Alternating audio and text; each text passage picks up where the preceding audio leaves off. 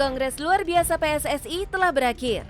Hasilnya, sepak bola Indonesia mendapatkan sosok pemimpin baru, yaitu Erick Thohir. Namun, drama pemilihan wakil ketua umum masih menimbulkan tanda tanya bagi pecinta kulit bundar tanah air.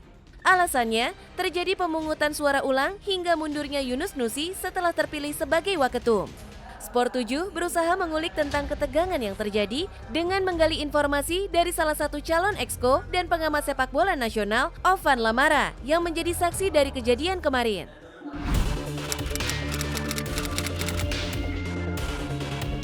Saya ingin menceritakan seperti ini. Saya terlibat, seperti yang saya sampaikan di awal tadi, bahwa saya terlibat di PSSI dari tahun 2003. Kemudian saya juga mengikuti beberapa atau beraneka ragam penyelenggaraan kongres pemilihan ketua umum dan pengurus di PSSI dari tahun 2003 pada saat itu di Hotel Indonesia hingga tahun 2023, sudah 20 tahun.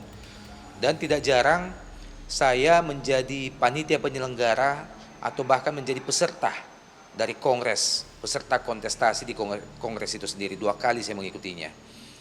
Dan kalau hingga sebelum-sebelumnya, sebelum kongres kemarin, yang marak terjadi adalah bisik-bisik jual beli suara, kemudian politik dagang sapi, ya, yang masih dilakukan memang ada.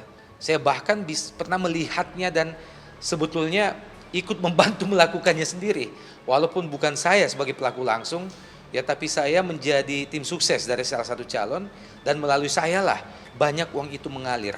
Artinya money politik itu memang marak sejak lama di pemilihan atau di Kongres PSSI, terutama KLB.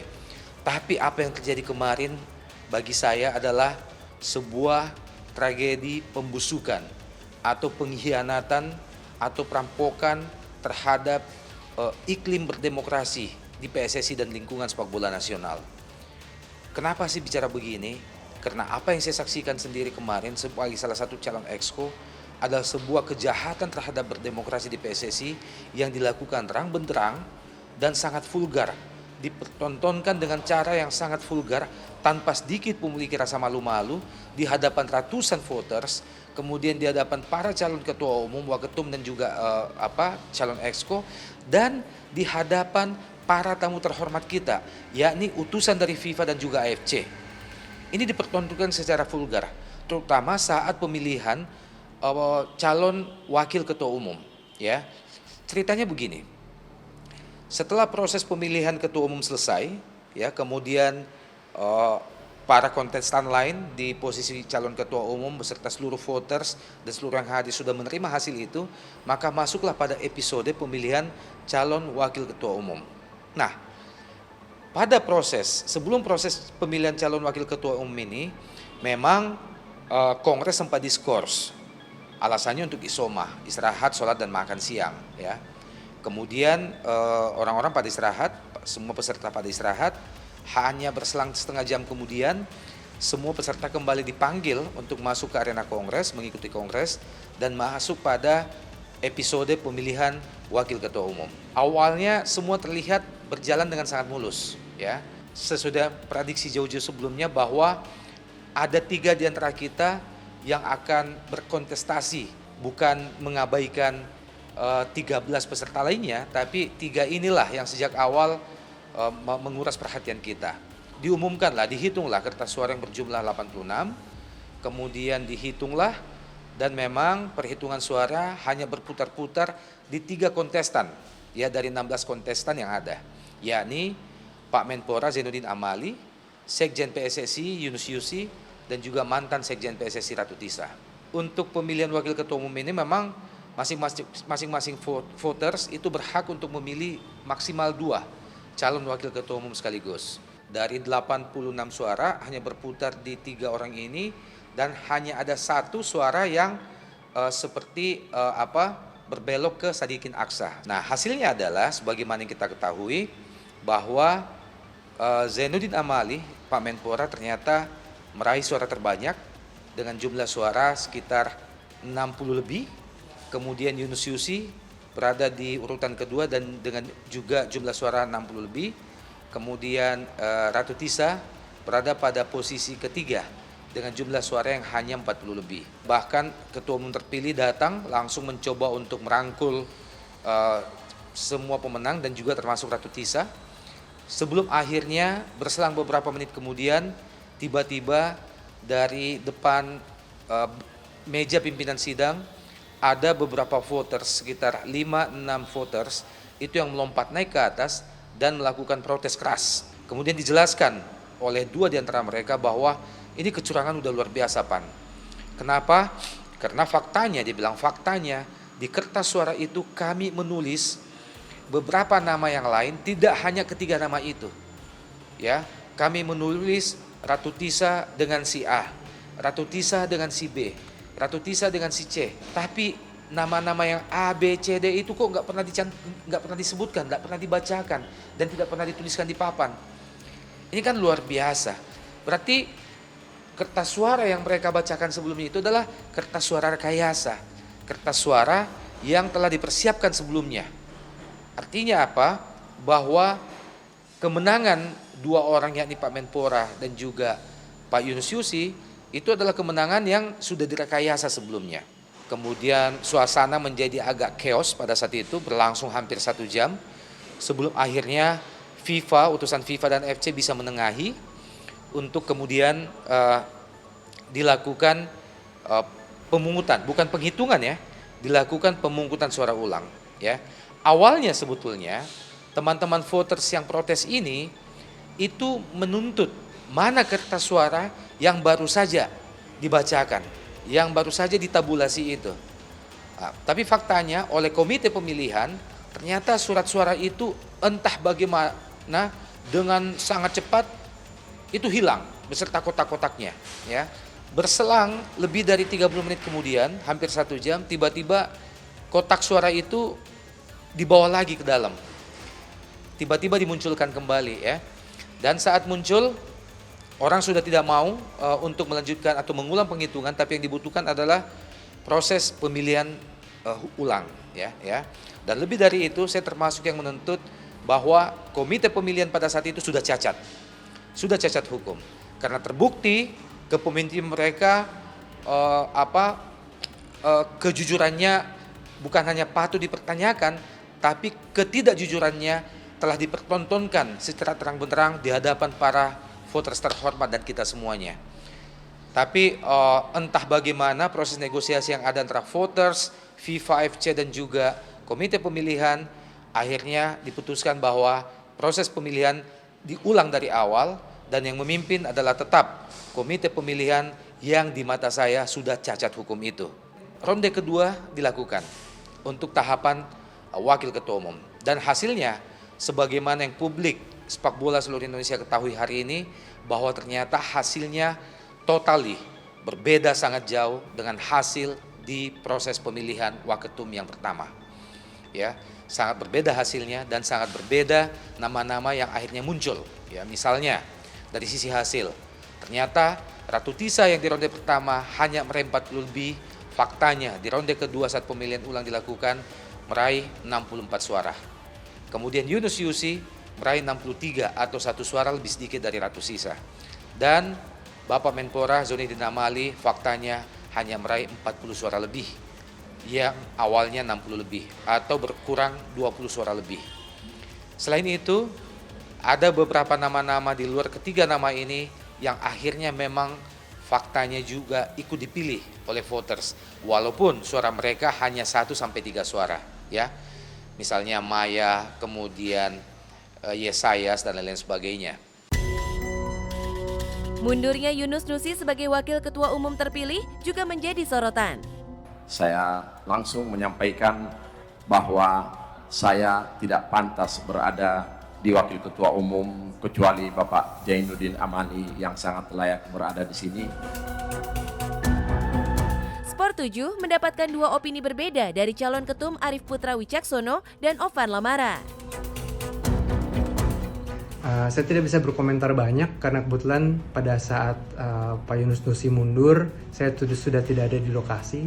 Namun saya yakin apapun itu adalah keputusan yang terbaik yang Pak Nusi pilih, apapun itu alasannya. Ini semakin membuka secara terang-benderang kepada kita bahwa seperti apa yang menjadi isu selama Kongres berlangsung bahwa sebetulnya Yunus Yusi dan Pak Zainuddin Amali itu satu paket untuk posisi Waketum, ya. Nah, bisa jadi karena adanya keharusan satu paket ini yang membuat pihak tertentu melakukan segala cara mencoba mengkibuli voters sehingga kejadian di ronde pertama pemilihan Waketum kemarin terjadi, yaitu pengkondisian suara agar yang terpilih sebagai Waketum adalah paket Yunus Yusi dan Zainuddin Amali ini. Kenapa? Karena untuk menyelamatkan Pak Zainuddin Amali untuk tetap menjadi wakil ketua umum, maka jalan satu-satunya adalah Yunus Yusi harus mundur. Selain drama pemilihan wakil ketua umum, Ovan juga memberikan opininya mengenai para exco yang terpilih. Yang menggembirakan bagi kita bahwa dari wajah baru ini ada beberapa tokoh yang memang masih sangat muda.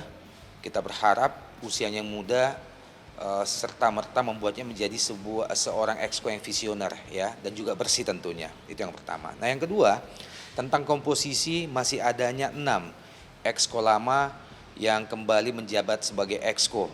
Dan saya harus mengatakan bahwa tidak semua dari 6 exco lama ini patut kita ragukan keberadaannya, ya. Tapi bahwa ada di antara ke-6 orang ini yang memang sudah menjadi rahasia umum sebagai bahagian dari karut-marutnya sepak bola Indonesia kita dewasa ini. Pak Erik akan mendapatkan pekerjaan rumah yang tidak ringan jika niatnya untuk membersihkan sepak bola, sementara masih ada 2-3 exco lama yang bercokol di PSSI kali ini.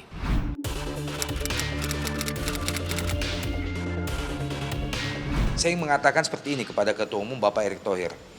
Bapak Ketum, beberapa hari belakangan ini salah satu yang membuat kita jatuh cinta atas keterpilihnya Pak Ketum adalah bahwa Pak Ketum menyadari PSSI dan sepak bola Indonesia harus dibersihkan.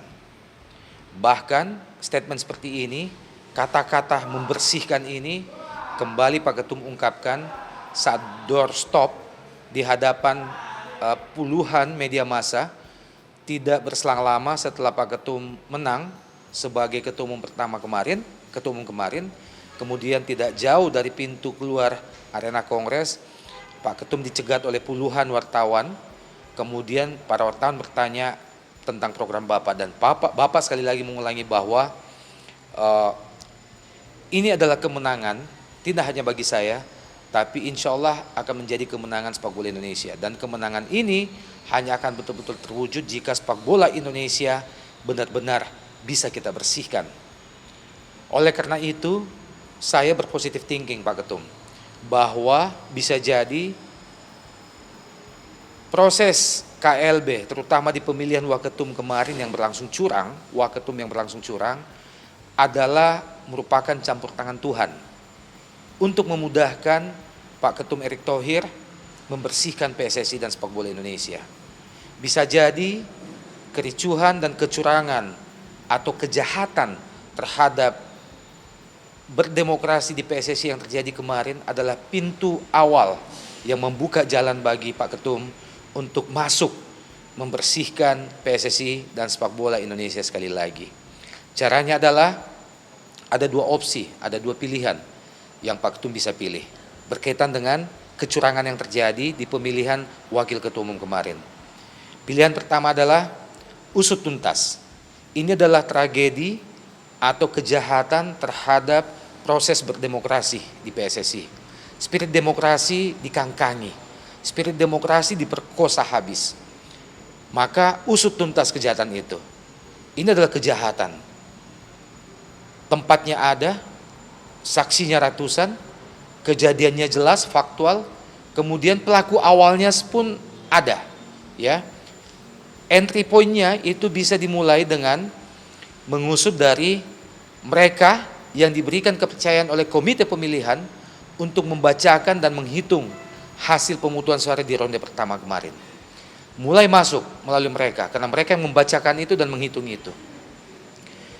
Usut tuntas, laporkan kejahatan ini kepada pihak terkait, kepada kepolisian untuk diusut secara tuntas, Dan saya yakin bahwa di balik kejahatan berdemokrasi di PSSI yang terjadi secara terang-benderang kemarin, itu pasti ada sutradaranya, pasti ada aktor kawakannya, dan ada pelaku biasanya. Saya yakin. Dan kita juga sudah bisa meraba-raba sebenarnya siapa-siapa saja pelakunya itu.